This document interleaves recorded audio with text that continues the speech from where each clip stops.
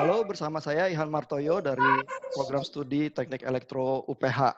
Saya malam ini bersama sahabat-sahabat saya, ada Ibu Paramita Wibawa. Selamat malam, Bu. Selamat malam, Pak. Bu Mita bekerja di instansi pemerintah, pemerhati masalah-masalah telekomunikasi, khususnya 5G dan persoalan kebangsaannya. Saya juga bersama Bapak Philips Sibarani. Selamat malam, Pak Philips. Selamat malam, Bro. Selamat Pak malam semua.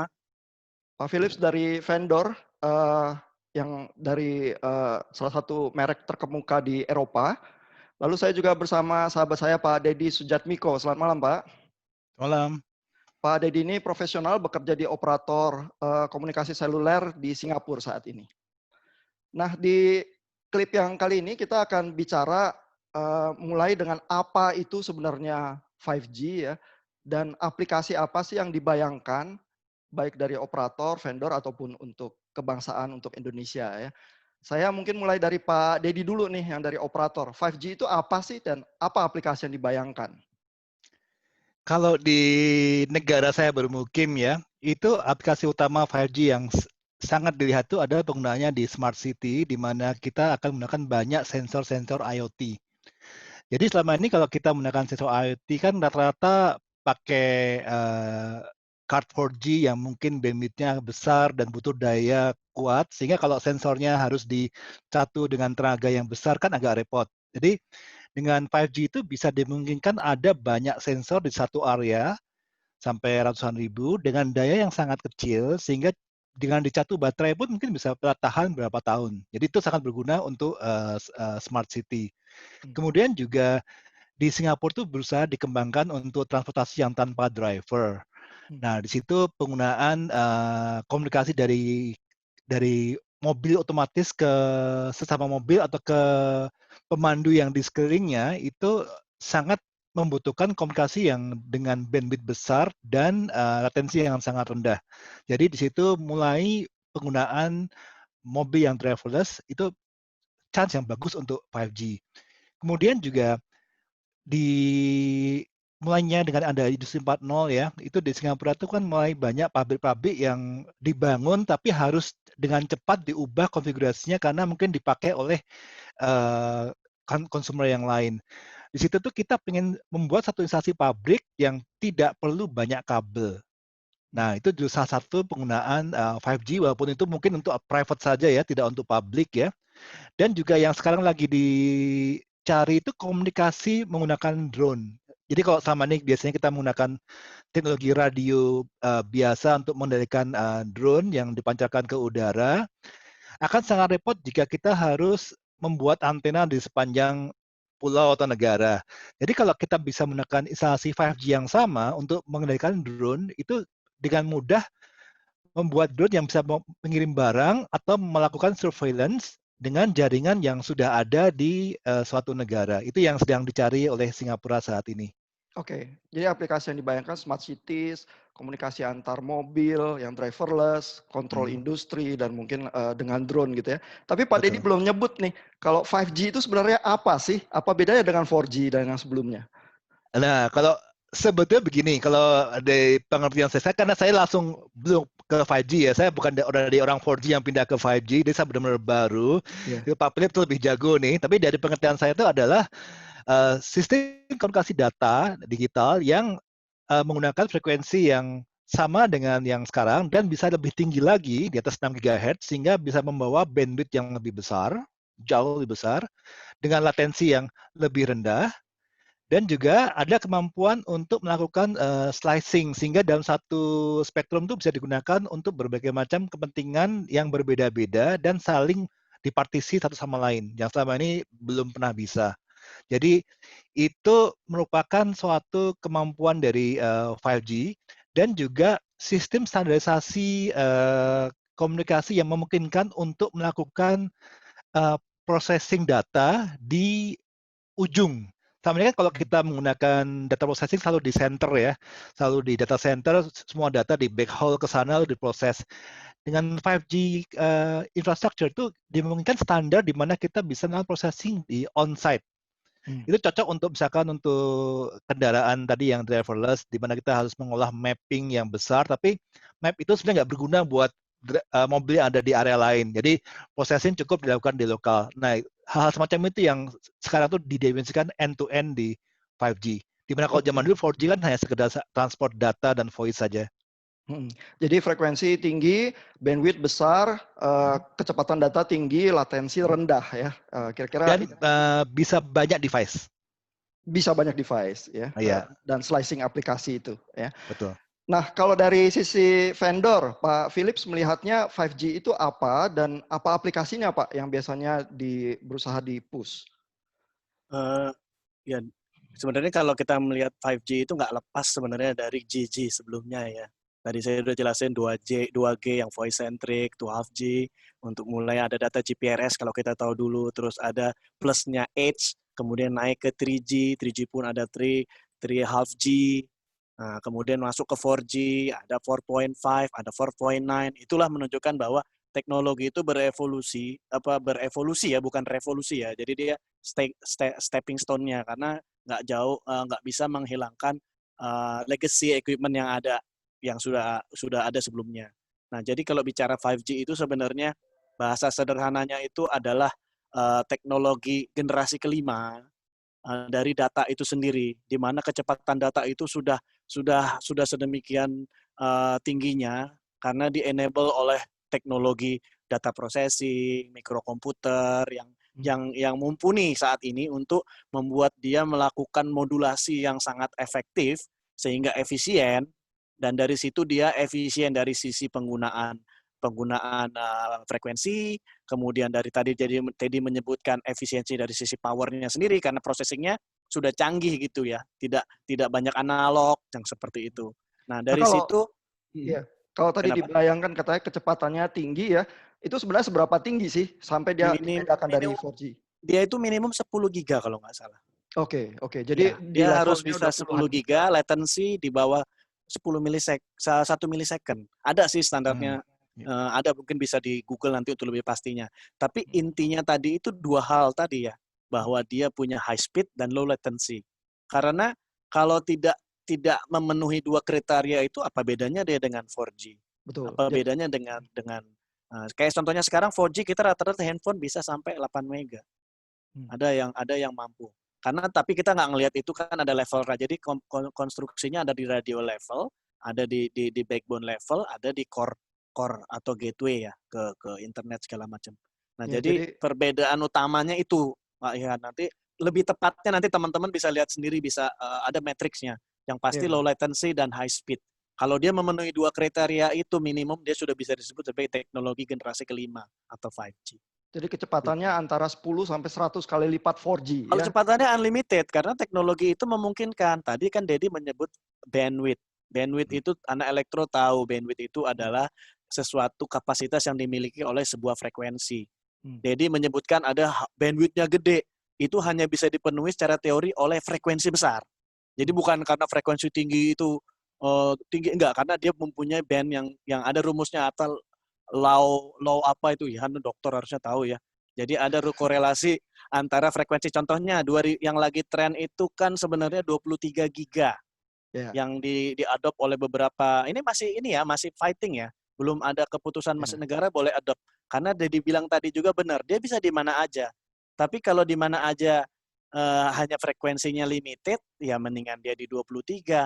Tapi sayangnya untuk Asia dengan rain attenuation yang tinggi, curah hujan yang tinggi, makin tinggi frekuensi itu membuat distance-nya makin rendah, mungkin cukup 300 meter. Kalau udah bicara problem khusus Indonesia ya, yang Asia kebanyakan yang curah hujannya tinggi, Asia Tenggara ya. Nah, otomatis investment-nya akan banyak karena titik yang dia bangun itu harus lebih banyak seperti itu. Tadi kalau menyebut aplikasi, kalau di Indonesia sederhananya adalah high speed. Ya, kita tidak seperti Singapura di mana Dedi berada, ketika akses itu even sampai ke rumah bisa fiber to the home, akses radio juga bisa. Di Indonesia ini kan masih rely on seluler ya. Jadi masih banyak lah kalau bisa dilihat populasinya, kalau Rian bisa research, itu pengguna data terbesar itu adalah seluler. Bukan fix yang seperti di rumah Telkom. Jadi majority adalah speed. Jadi bisa constant. kalau 5G di launching di Indonesia, kira-kira aplikasi apa yang menarik buat kita? Paling sederhana pasti itu akan bicara high speed dulu. High speed itu nanti buat company, buat kantor-kantor ya, karena dia bisa ini. Karena gini, 5G ini sebenarnya ada faktor yang kita nggak boleh nafikan, itu adalah, jadi 5G itu adalah ekosistem. Buat apa ada sistemnya kalau handphonenya nggak ada? Ya contohnya kayak sekarang handphone yang enable 5G cuma berapa? Mungkin beberapa handphone ya. iPhone pun baru iPhone 8 kalau nggak salah. Dia baru 5G. Jadi ekosistem itu juga pengaruh. Nah, kalau kayak Indonesia kan selalu terlambat. Tadi Bu Mita kita diskusi di depan kan, kita kadang-kadang ya nggak tahu juga nih mau kemana nih. Mau kiblatnya kemana, ngembangin sendiri kayaknya masih jauh ya. Jadi sederhananya itu dulu, Ihan. Oke. Setelah itu baru 5G ini sebenarnya adalah enabler kalau kita sebut ya, enabler. Jadi dia memungkinkan apapun.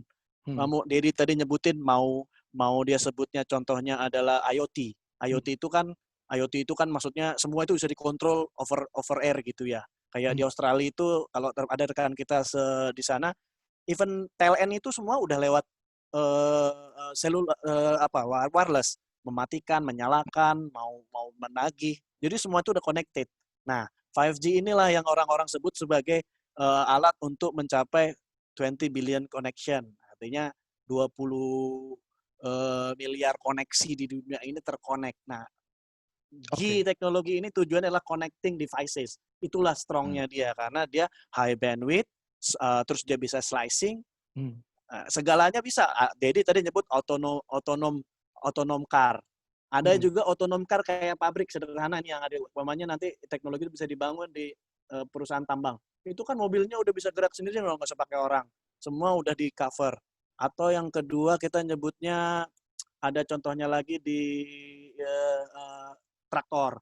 Traktornya bisa di-remote dari jauh. Jadi operator itu kayak drone semua modelnya, di-drone-kan. Nah, ya seperti itu. Jadi yang berkomunikasi bukan lagi manusia ya, melainkan mesin-mesin begitu ya. Ya, makanya machine to machine communication. Ya dulu M2M berarti machine to machine. Nah, tapi kan kalau dulu belum ada teknologi yang dianggap bisa bridging itu. Nah, 5G ini adalah salah satu yang dipercaya bisa karena dia tadi low latency. Bayangin kayak ada satu lagi nih yang lebih menarik.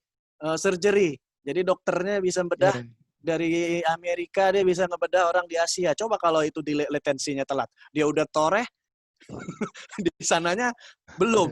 Ya, atau dia udah jahit di sananya masih berdarah kan.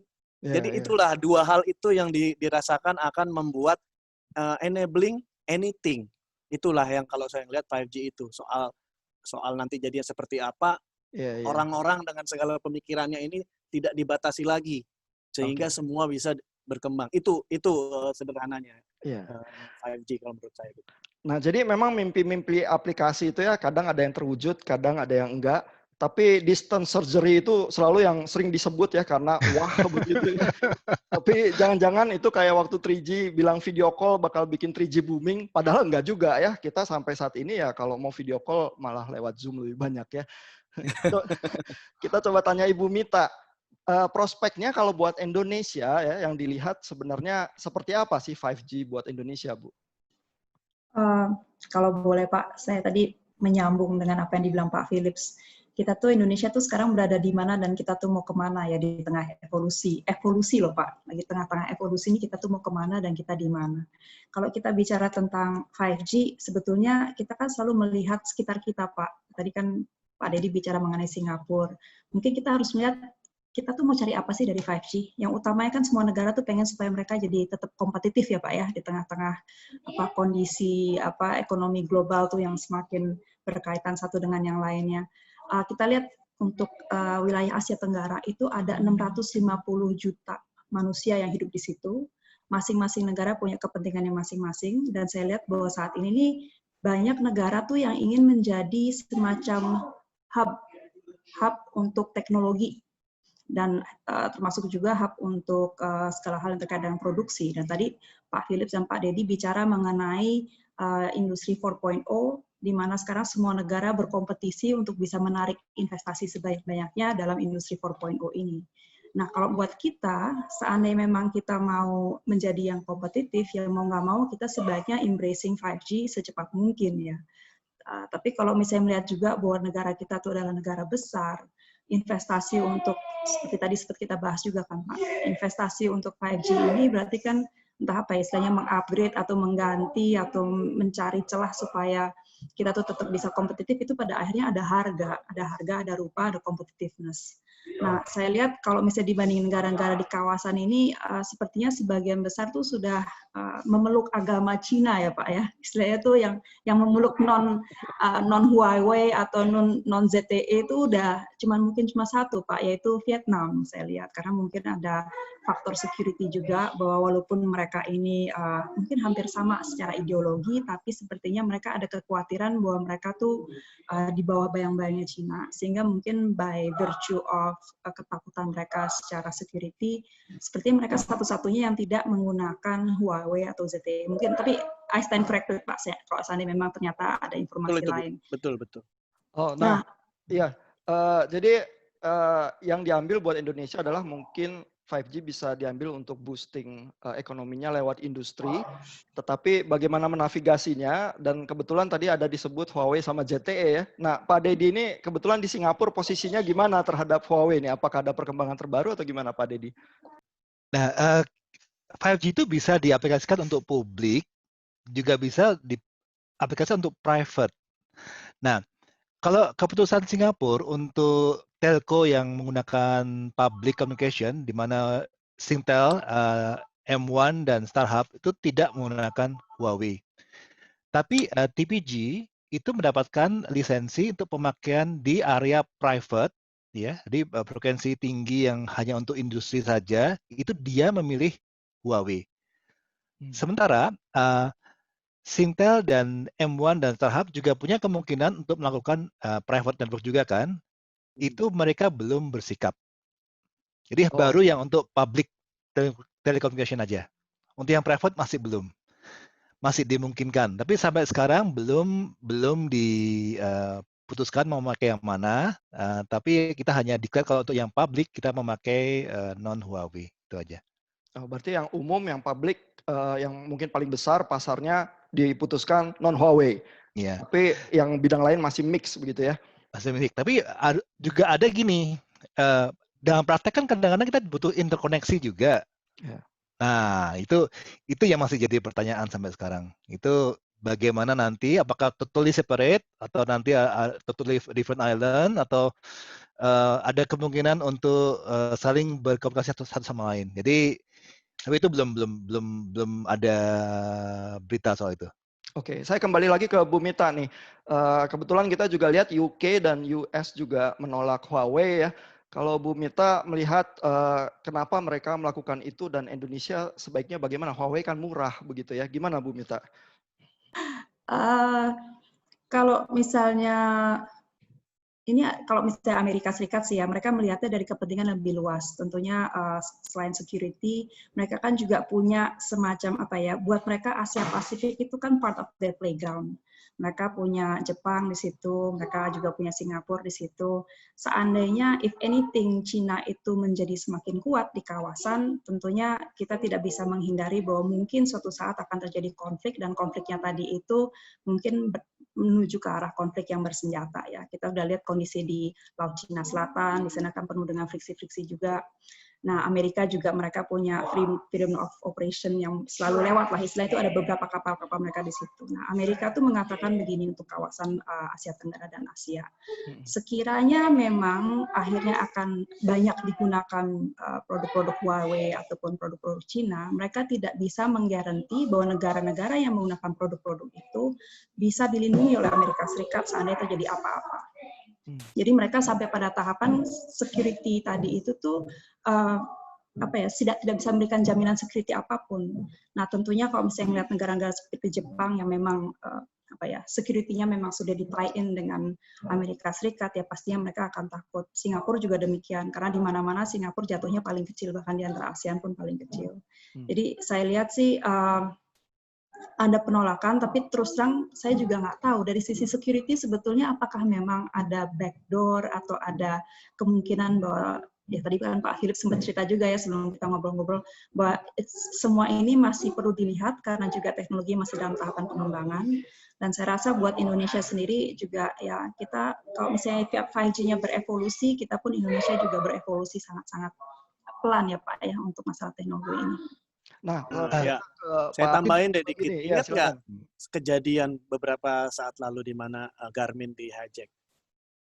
Itu kan semua yang mau lari-lari, semua yang suka eksis dengan ngapain aja berapa kilo hilang semua. Itu kan satu contoh sederhana betapa teknologi itu sangat fragile. Jadi makanya security itu menjadi suatu hal yang cukup sensitif. Apalagi ketika 5G ini akan mengelola, ya tadi kita bicara jutaan, mungkin miliaran devices. Kebayang nanti kayak zaman-zaman robot dulu itu alat-alat itu bisa disetir supaya meledakkan dirinya sendiri aja secara sederhana. Itu kan menjadi sebuah time bomb yang berbahaya. Bayangkan kalau seandainya ada teknologi mengatakan saya bisa meledakkan handphone yang Ihan pegang sekarang dengan suatu teknologi yang kita belum temukan sekarang, itu akankah itu menjadi sebuah potensi risk yang luar biasa. Jadi memang security itu juga satu hal yang juga diperhatikan ketika 5G dikembangkan. Karena di sini sudah menyangkut jutaan mungkin devices. Between devices they can communicate each other. Nah, ini kan potensi yang sangat-sangat. Jadi memang ada nilai politis di sana yang saya sih nggak ketawa gitu. Amerika kok kayak parno, semua kayak ya karena when it comes into security lebih orang kadang parno daripada nyesel kan. Seperti COVID ini gitu. Better we are parno rather than we are regret gitu kan. Jadi memang ya itu saya bisa maklumi kenapa ada kekhawatiran. Karena tadi saya jelaskan bahwa tidak ada kepercayaan karena tidak ada di audit yang cukup mumpuni untuk perusahaan Huawei terutama. Jadi dari si vendor tampaknya dominasi salah satu vendor kalau buat Indonesia nggak terlalu menguntungkan juga ya, Pak Philip? Iya, karena di Indonesia nggak ada yang terlalu sensitif ya, kecuali data-data pemerintah. Apa sih kartu kreditnya Dedi gitu mau di nggak pakai 5G juga udah di carding kok dari kapan gitu? Ya nggak. Pegawai Tokopedia aja tahu berapa nomor kartu kreditnya Ihan yang dipakai untuk membayar segala macam. Jadi menurut saya kalau Amerika itu sangat penting karena dia ada undang-undang perlindungan juga. Di Indonesia saya nggak tahu, nggak ada undang-undang kayaknya. Koreksi aja kalau ada undang-undang perlindungan data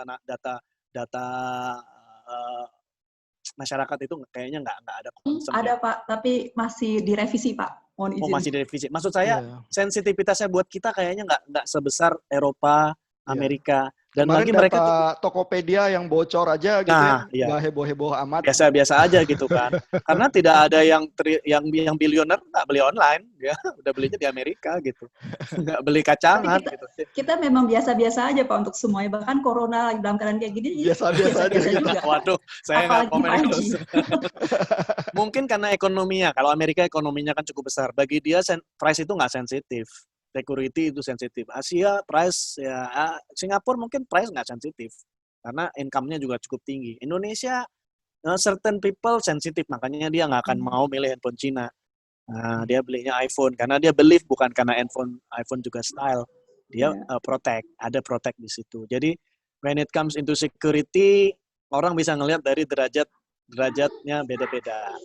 Seperti itu. Jadi kita ngelihatnya ke situ, nggak ngelihat karena kita sombong atau angkuh nggak punya uang kok sombong gitu loh kan, buat apa gitu. Berarti buat kita mendingan yang murah ya Pak ya, tapi security-nya tidak terlalu atau gimana? Jadi price gini, point itu lebih.